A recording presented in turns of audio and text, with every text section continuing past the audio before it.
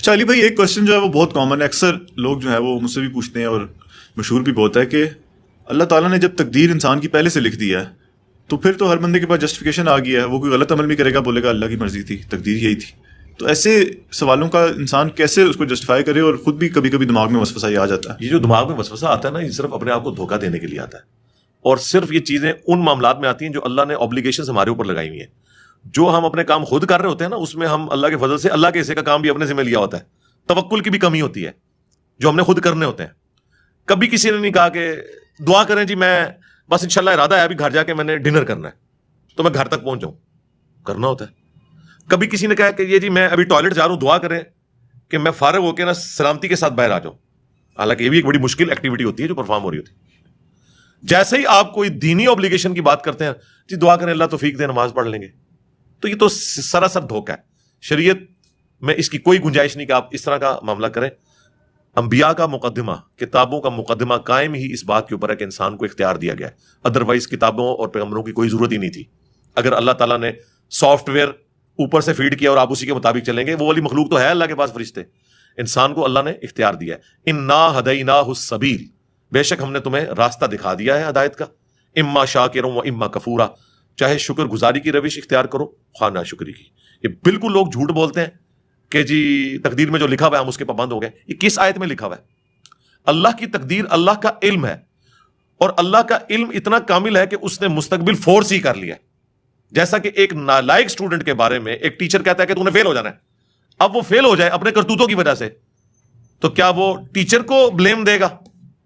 Teacher نے تو expert opinion دیا. اسی طریقے سے اللہ کا ایکسپرٹ اوپینین تو کامل ہے کہ اگر یہ والی حرکت یہ کرے گا تو اس کا اینڈ رزلٹ یہی نکلے گا.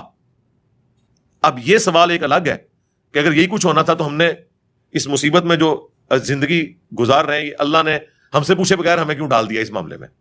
اس کے بارے میں قرآن میں واضح فتویٰ ہے، لا یسأل عما یفعل وہم یسألون. اللہ کو کوئی نہیں پوچھ سکتا اس نے یہ کیوں کیا، وہ سب کو پوچھ سکتا ہے. اس کو یوں سمجھیں، آپ کو کسی نے دھکا دے دیا سمندر میں، سمندر کے کنارے ایک شخص کھڑا ہے اور وہ آپ کو کہہ رہا ہے کہ بھائی میری طرف متوجہ ہو، میرے پاس ایک ایسا طریقہ ہے کہ تم کنارے لگ جاؤ گے، یوں ہاتھ مارو تم کنارے تک پہنچ جاؤ گے. اور بھائی صاحب اتنے اکڑے میں وہ کہہ رہے ہیں کہ نہیں، مجھے پہلے بتاؤ مجھے دھکا کس نے دیا میری مرضی کے بغیر.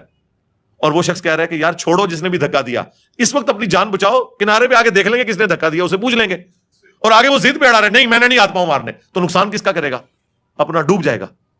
تو انسان بھی یہی ہے، کنارے پہ وقت پیغمبر کھڑے ہو کے ندا دے رہا ہے کہ یوں کرو بچ جاؤ گے، لیکن انسان کا کہہ رہا ہے جی اللہ نے کیوں ایسے کر دیا میرے ساتھ، مجھے تو پوچھا ہی نہیں ہے، مجھے کیوں مرا دیا؟ تو ڈوب جا، پھر آگے بھی وہ وہی کرے گا جو وہ چاہے گا، جہنم میں تجھے پھینک دے گا، تو بچ جا. تو وہ سوال اللہ نے بیان کر دیا، لا یسأل عما یفعل وہم یسألون. اللہ کو کوئی نہیں پوچھ سکتا. یار کریٹر کی مرضی، کیا ایک موبائل بنانے والے سے پوچھ سکتا ہے کہ تو نے میرے اندر یہ فیچر کیوں رکھا، یہ کیوں نہیں رکھا؟ وہ تو محتاج ہے، ہم بھی محتاج ہیں اس کے. ہم نے گیون سرکمسٹانسز کے اندر پرفارم کرنا ہے. یقیناً اللہ کے پاس اس کی کوئی جسٹیفیکیشن ہے، جنت میں جا کے پوچھ لیں گے. اب یہ تقدیر کے معاملے کی طرف آئیں تو یہاں پہ بھی اللہ کا علم ہے. مجھے بتائیں، کیا کسی کو یہ پتا چل گیا دنیا میں کہ میں جنتی ہوں یا جہنمی؟ تو پھر وہ کیوں کنکلوڈ کر بیٹھا ہے پیسمسٹک اپروچ کے ساتھ، میں دہائی جنمی ہے لہٰذا مجھے نیک عمل کرنے کی ضرورت نہیں ہے. آج تک کسی نے یہ کنکلوڈ نہیں کیا اس حوالے سے کہ جی میں جنتی ہوں تو میں جنتی والے کام کرنے شروع کر دوں. الٹی طرف بھاگتے ہیں اپنے آپ کو دھوکہ دینے کے لیے. ایسا بھاگتے ہیں کہ کہتے ہیں جی بخاری مسلم حدیث ہے، ایک بدکار عورت تھی، اس نے ایک کتے کو موزے میں پانی پلا دیا، اللہ نے اسے بخش دیا. جی بالکل، پھر تو نیک عمل کرنے کی ضرورت نہیں ہے، اللہ تعالیٰ چھوٹی سی نیکی پہ بخش بھی سکتا ہے. ہم کہیں گے رکو ذرا صبر کرو. بخاری مسلم میں لکھا ہے ایک نیک عورت تھی، اس نے ایک بلی کو قید کر دیا، بھوکی پیاسی مر گئی، وہ جہنم میں. تو اب بتاؤ اللہ چھوٹی بات پہ پکڑ بھی سکتا ہے؟ وہی ڈاکٹر بھی آپ جواب دیں گے، اگلی وہ منطق کھڑے کریں گے اس لیے تو ہم نیکیاں نہیں کرتے، ہو سکتا ہے چھوٹی سی بات پہ پکڑے ہی جائیں، تو بس اللہ پہ ہی چھوڑ دیں. نہ، بخاری مسلم میں حدیث ہے، سیدنا علی کہتے ہیں کہ میں نے رسول اللہ سے پوچھا کہ اگر جنتیوں کا جنت میں جانا اور جہنمیوں کا جہنم میں جانا لکھ دیا گیا ہے تو ہم نیک اعمال کیوں کرتے ہیں؟ سیم کوسچن بخاری مسلم میں مولا علی نے رسول اللہ سے پوچھا، تو نبی الاسلام نے پتہ کیا جواب دیا؟ بالکل ہٹ کے ایک جواب دیا. آپ نے فرمایا تم عمل کرتے رہو، جو جنتی ہوگا اس کے لیے جنتیوں والے اعمال آسان ہو جائیں گے، اور جو جہنمی ہوگا اس کے لیے جہنمیوں والے اعمال آسان ہو جائیں گے. پھر نبی الاسلام نے قرآن کی آیات تلاوت کی. سورۃ اللیل جو ہے نا، پارہ نمبر 30 کے اندر بڑی ڈیسائسو آیات ہیں. اس موقع پہ نبی الاسلام نے ان آیات کو تلاوت کیا. اعوذ باللہ من الشیطان الرجیم.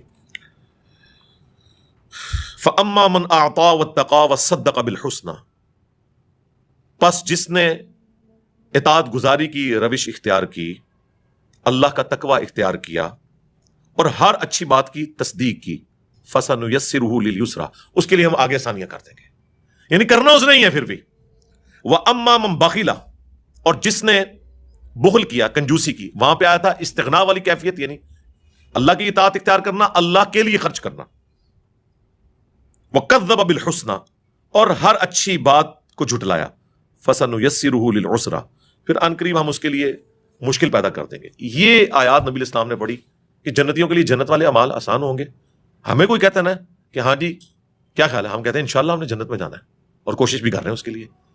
بخاری مسلم میں حدیث ہے، میں اپنے بندے کے گمان کے قریب ہوں جیسا میرے لیے گمان کرے۔ کبھی اللہ کے لیے گمان نہ کریں کہ میں نے جہنم میں جانا ہے، گمان پازیٹیو رکھیں لیکن محنت بھی پازیٹیو کریں، صرف گمان نہیں کہ جو کچھ بھی ہے تیرے محبوب کی امت سے، ایفرٹ پٹ کرنی ہے، اس کے بعد رہنا آپٹیمسٹک ہے، پیسیمسٹک نہیں ہونا آپ نے، تو انشاءاللہ ستہ خیرہ۔ اور یہ وہ وجہ ہے جس کی وجہ سے اللہ نے قرآن میں جگہ جگہ کہا ہے اللہ اپنے وعدے کے خلاف نہیں چلتا، اللہ جنتیوں کا وعدہ پورا کرے گا۔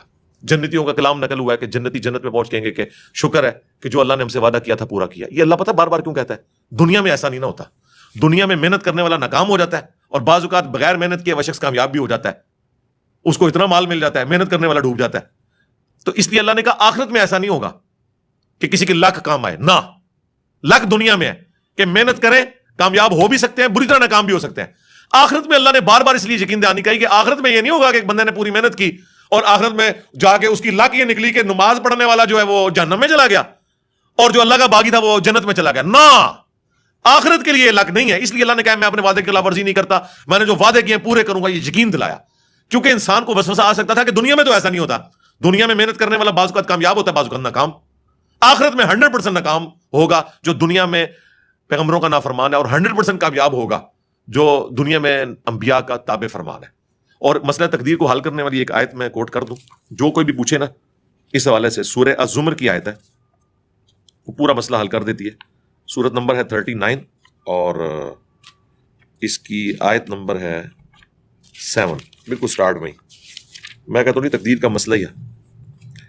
ان تکفروا فإن اللہ غنی عنکم، اگر تم ناشکری کی روش اختیار کرو گے، اللہ کے نافرمان بنو گے، کفر اختیار کرو گے، تو یاد رکھنا اللہ بے پرواہ ہے۔ کسی کو یہ ٹینشن نہ ہوگا کوئی نماز نہیں پڑھ رہا تو کوئی اللہ تعالیٰ کو کوئی فرق پڑ گیا، نہیں، میں بے پرواہ ہوں۔ اچھا، اب بے پرواہی کا کوئی یہ بھی رزلٹ نکال سکتا تھا کہ اللہ جب بے پرواہ ہے تو مجھے نمازیں پڑھنے کی کیا ضرورت ہے، اللہ کو تو فرق نہیں پڑتا۔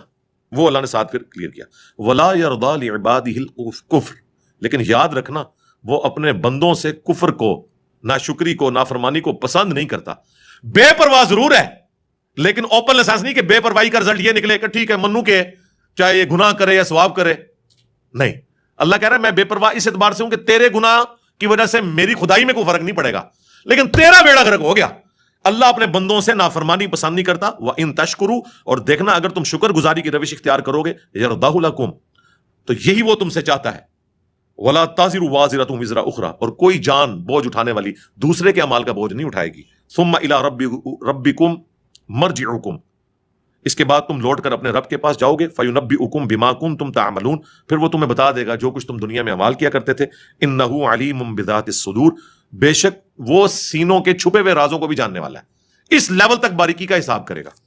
اور ایک اور آیت ہے اس کانٹیکسٹ میں سورہ طٰہٰ کے اندر، وہ بہت کرٹیکل آیت ہے۔ سورہ طٰہٰ کے اینڈ پہ جا کے وہ آیات آتی ہیں، اللہ تبارک و تعالیٰ نے اس حوالے سے مسئلہ تقدیر کو کلیئر کر دیا ہے، وہ بھی میں یہاں پہ کور کر دیتا ہوں۔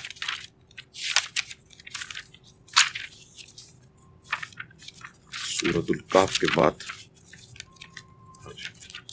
سورہ مریم اور طٰہٰ، طٰہٰ کے بالکل اینڈ پہ جا کے آئے تھے۔ یہ اکثر لوگ جو آپ کو کہہ رہے ہوتے ہیں بدبخت، یہ دیکھیں اللہ تعالیٰ فرماتا ہے جب ہم نے آدم علیہ السلام کو اور ان کی اولاد کو زمین پہ بھیج دیا، ظاہر ہے انہی سے اولاد پیدا ہونی تھی، اللہ نے فرمایا قَالَ اهْبِطَا مِنْهَا، ہم نے دونوں سے کہا، سیدہ حوا اور سیدنا آدم سے، منہا جمیعا، کہ تم سب کے سب اب اتر جاؤ، بعضکم لبعض عدو، تم میں سے بعض کے دشمن ہوں گے، یعنی شیطان کا دشمن انسان، اور انسان کو بھی دشمنی روانی ہے اور آپس میں بھی انسان لڑیں گے۔ اب یاد رکھنا فَإِمَّا يَأْتِيَنَّكُم مِّنِّي هُدًى، اب جب کبھی بھی میری طرف سے کوئی ہدایت کی کتاب آئے گی نا دنیا میں، فَمَنِ اتَّبَعَ هُدَايَ، تو جو کوئی بھی اس ہدایت کی پیروی کر لے گا، فَلَا يَضِلُّ وَلَا يَشْقَى، تو نہ وہ گمراہ ہوگا اور نہ ہی بدبخت ہوگا۔ تو بدبختی پھر اللہ نے بندوں کے کھاتے میں ڈال دی ہے کہ جو کتابوں کی مان لے گا نا وہ بدبخت نہیں ہوگا۔ تو اس کا مطلب ہے بدبخت اللہ بناتا ہے یا انسان خود بدبختی کماتا ہے؟ خود۔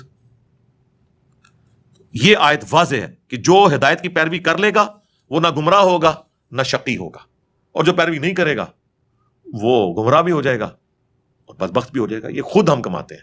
تو یہ کہیں پہ کنسیپٹ نہیں، یہ تو بڑا گمراہ کن عقیدہ ہے. یہ عقیدہ جبریہ کا تھا کہ اللہ تعالیٰ انسان پہ مسلط کر دیتا ہے، اور قدریہ دوسری اسٹریم پہ چلے گئے، انہوں نے کہا نہیں ٹوٹلی ہم ہی کرتے ہیں.